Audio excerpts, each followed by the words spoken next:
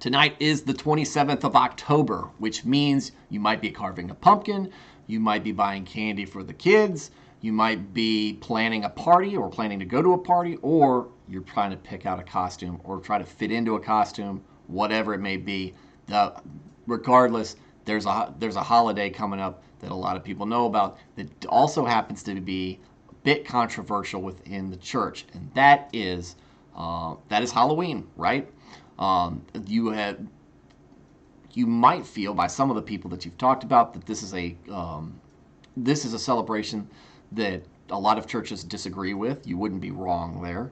But you might also find that a lot of churches do agree with, and a little bit of the history behind it is that Halloween, from its namesake, is a Christian holiday. Now, there are some traditions, many of them you can argue, that come from some pagan holidays, but we're going to get into that a little bit because this is a hot button issue with some people, and it's not just something between different churches, it's also within a church. A lot of times if you ask people, they will have differing opinions within a congregation. So how do we address those things, and what does that mean for you? And who am I to tell you all this? Well, I'm a nobody. My name's Stuart Davis. I'm a deacon at a small church just outside of Richmond, Virginia. I'm not a pastor, not a biblical scholar, haven't been to seminary. I'm not trying to get you to join my church or to donate to any special cause. What I am trying to do is offer exposure, give you a little insight on what it's like to be a Christian and how maybe this is something that you're looking for. And not only that we're not all that different from anybody else on the planet. We're all God's people, but we are putting our faith in God. So, what about Halloween that is controversial? Well, I'll tell you about a little bit of the influence that I've seen recently. My church that I go to, we do a trunk or treat every year on Halloween. This year it's going to be on Sunday, so hey, just a little church time, get ready for it then. Normally we have a vehicle that we've decorated and we pass out candy to the neighborhood kids. We open it to everybody. Just to provide everybody with a safe location to kind of go through. It's easier for the parents, I think, because you don't have to go chasing around an entire neighborhood or multiple neighborhoods. We also live in an area that's just that has a lot of rural area or sparse suburban area. So there's a lot of folks like myself growing up didn't have a lot of places to go, within walking distance to go trick or treating. So this makes it easy for locations like that. Just show up to our church. You go through, a couple dozen vehicles, load your bag up, maybe go to another trunk or treat, depending on how many, what kind of candy limit you have on your kids, and go from there. Now, it's been very successful. It's been a great community outreach, and we love doing it. A couple of years ago, I believe, we had an instance where a YouTuber, and I don't remember his name, showed up and was videotaping us. And he was talking about how that we were doing something that is bad, or we were sinning against God because we were acknowledging a holiday that is about spirits and maybe evil and celebrating evil. There are some aspects of Halloween that do touch on that. I mean, we watch horror movies. We think of ghosts and spirits, natural summoning evil demons and stuff like that. Things with very evil connotations to it. However, if you look at the history of Halloween, it is actually it does seem that it comes from medieval times, but medieval Christianity. Now, that was a time in Christianity where there was a lot of superstition, and there was a little bit more focus and fear towards the dead, but there was also more honoring the dead, and that was what Halloween was. Maybe you've heard of it referred to as All Hallows Eve. It was recognition of the dead and recognition of saints. And I think, and I'd have to go do some more research that I don't really feel like doing right now, that there are some, that it is still a Catholic tradition in some sense. Whatever it is, it has picked up some pagan traditions within it. And because of that, it's picked up some pagan connotations with it. So some churches and some people feel like because of that, it is a holiday that we as Christians need to just throw out. It's not for us. It's not something that really celebrates specifically something that happens in Scripture. It's not something that really we're called to do. It's not a celebration of something that happens within there. It's just a day of remembrance. It's a day of looking back, and because it does have some focus on spirits, evil creatures, and the devil, then it is something that we should wish to avoid. Now, I take the opposite stance on this.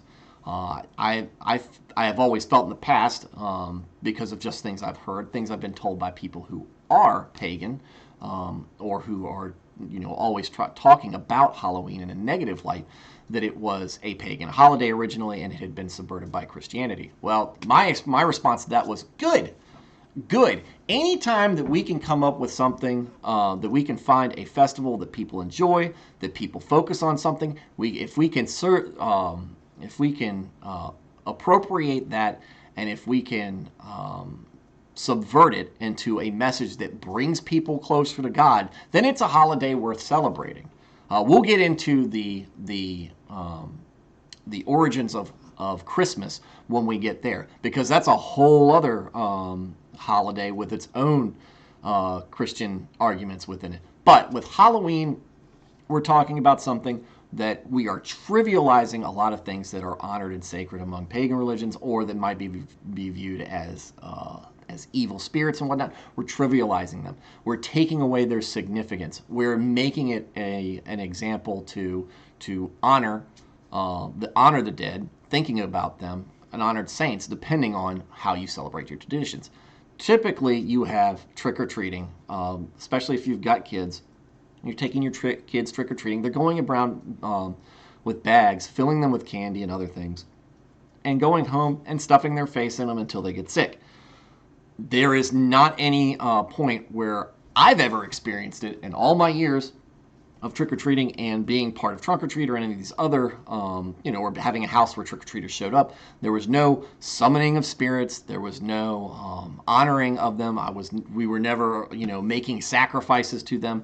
That's not really something that goes on in the actual practice, the actual day-to-day practice for the vast majority of the population that is celebrating Halloween. It's a festival. It's a festival where you can dress up, have fun, and just enjoy your time, or watch your kids enjoy themselves, and just go to a party and drink and make merry, or do whatever it is that you do on Halloween. Watch scary movies.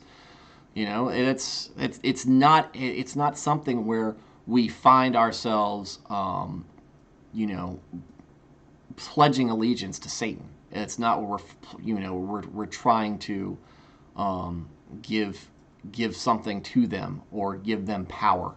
I think that the absolute opposite is true. We're trivializing it, and we're putting it right. And then there is something to say, to be honest about trivializing evil. You don't want to pretend that it doesn't exist or think that it's not as bad as it actually is. It is, and it's important to remember that. But a festival one time a year, it's not that big of a deal. Some people get very carried away about this. And, if you feel that way, or if you come across somebody who feels that way, the best thing is, it's like, look, if it's not your thing, it's not your thing. This is the wonderful thing about this country, is being able to say, hey, if you don't like it, you don't have to partake in it. And it's not going to harm you. So if you're going out there to celebrate Halloween, I say more power to you. Make sure you go out there, have a blast, get all the candy you can, or give away all the candy you can, and just come away with a better feeling about it. And if it's Sunday, hey, and you've got kids, stop by a local church for the trunk or treat and see if you meet anybody there. That's a good chance. It's a good opportunity if you're looking to start going to a church, going to a place and seeing how the attitudes and the outreach of that church, and if it's something that makes you feel a little bit more comfortable, because that's going to be part of the big thing if you're going to start going to a church, is your comfort level. The sermon might make you feel uncomfortable. That's the point of the sermon, but the congregation, The congregation and the people that make up the body of the church are there to make you feel comfortable. They're people that you should feel like you're at ease with, people that you feel like you can open up to. And that's not going to happen right off the bat. But if it's kind of like meeting somebody for the first time, and if they've got a personality that you're warm to, that you just feel like you can converse with them for a while, and it's just something where you can build a good friendship with. That's what you're looking for. You want to see that. If that's the overall attitude of the congregation, then I think you might be in the right place. Now, the thing you got to worry about after that, obviously, is doctrine, but that's a whole different discussion. Right now, we're just trying to, talk about Halloween and how it's not that big of a deal. And like I said, I'm open to being wrong about it. I've been wrong about things before. I might get called to judgment, and God might say, "Hey, Halloween was a bad thing," and I'm not going to argue with him. I'll be like, "Sorry, that was on me." But I felt like it was better if we took an opportunity to take away the I guess the sacred nature of another religion that we deem as false, and take away that sacred nature from them. So if not, we'll keep on going under the premise that I'm right, and if I'm wrong, I remain a flawed man. But in the meantime, guys, have a safe Halloween. Have a good Halloween, and I hope you get something out of this. God bless y'all. Good night.